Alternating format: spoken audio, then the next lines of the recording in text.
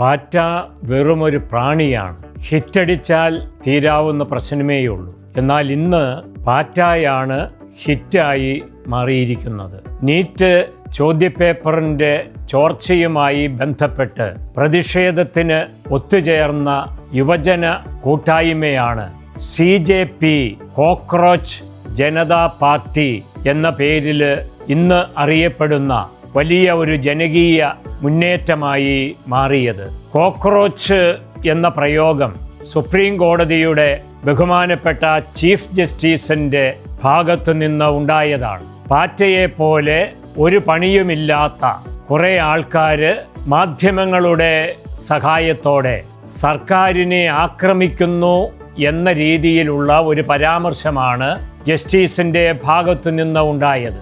അദ്ദേഹം എന്തർത്ഥത്തിലാണ് കോക്രോച്ച് എന്ന പദം പ്രയോഗിച്ചത് എന്ന് പിന്നീട് വിശദീകരിക്കുകയുണ്ടായി. ചോദ്യപേപ്പറിൻ്റെ ചോർച്ചയിൽ പ്രതിഷേധിച്ച യുവജനങ്ങളെ ഉദ്ദേശിച്ചായിരുന്നില്ല എന്നാണ് അദ്ദേഹം പറഞ്ഞത്. പകരം വേണ്ടത്ര യോഗ്യതയില്ലാതെ അഭിഭാഷക വൃത്തിയിലേക്ക് കടന്നുവന്ന ഏതാനും പേരെ ഉദ്ദേശിച്ചാണ് എന്നായിരുന്നു അദ്ദേഹത്തിൻ്റെ വാദം. പക്ഷേ കോക്രോച്ച് എന്ന പ്രയോഗത്തെ ആ യുവജന സംഗമം സ്വന്തം ബ്രാൻഡാക്കി മാറ്റി എന്നുള്ളതാണ് നമുക്ക് മനസ്സിലാകുന്ന കാര്യം.